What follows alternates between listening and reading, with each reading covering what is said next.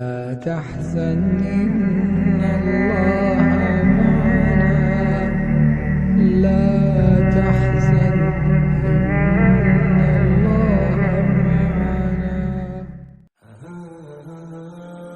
نحمده ونصلي على رسوله الكريم أما بعد فأعوذ بالله من الشيطان الرجيم بسم الله الرحمن الرحيم اللهم صل على محمد وعلى آله وأصحابه وبارك وسلم وصل عليه صدق اللہ العظیم. محترم ناظرین، السلام علیکم ورحمۃ اللہ وبرکاتہ.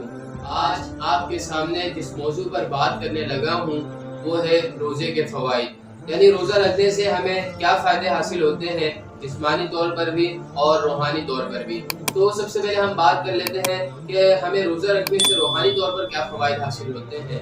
تو روحانی فائدہ اور اخروی فائدہ تو سب سے بڑا یہ ہے کہ روزہ رکھنے سے ہمیں اللہ تعالیٰ کی خوشنودی حاصل ہوتی ہے اور اللہ تعالیٰ کا قرب حاصل ہوتا ہے اور اللہ تعالیٰ کی خشیت اور اس کی محبت ہمارے دلوں کے اندر پیدا ہو جاتی ہے.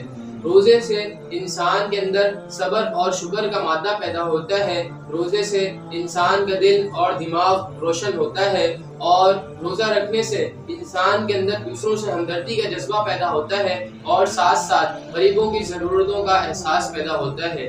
اور روزے دار جب تک روزے میں رہتا ہے تو وہ اللہ تعالیٰ کی عبادت میں شمار ہوتا ہے اور روزے دار کو جب بھوک اور پیاس کی تکلیف ہوتی ہے تو وہ تکلیف اس کے لیے گناہوں کا کفارہ بن جاتی ہے. اور روزہ ان عبادتوں میں سے ہے جس کا اجر اللہ تعالیٰ خود عطا کریں گے اور ساتھ ساتھ روزے دار کو اللہ تعالیٰ جنت میں اپنا دیدار کروائیں گے. اب آتے ہیں ہم دوسرے پوائنٹ کی طرف کہ ہمیں روزہ رکھنے سے جسمانی طور پر کیا فوائد حاصل ہوتے ہیں. بظاہر تو یہ معلوم ہوتا ہے کہ روزہ رکھنے سے یعنی بھوکا اور پیاسا رہنے سے ہمیں کیا فائدہ حاصل ہوگا، کیونکہ یہ وقتی نقصان ہے اور وقتی نقصان کو نقصان نہیں کہا جاتا. اب دیکھیں آپ کہ ہم لوگ جب صبح صبح اٹھتے ہیں تو ایکسرسائز کرتے ہیں اور جاگنگ کرتے ہیں جس کی وجہ سے ہماری جو انرجی ہے وہ یوٹیلائز ہوتی رہتی ہے، یعنی ہمیں پسینہ آتا ہے، ہمیں تھکاوٹ محسوس ہوتی ہے اور کچھ دیر کے لیے تو ہم کھڑے بھی نہیں ہو سکتے.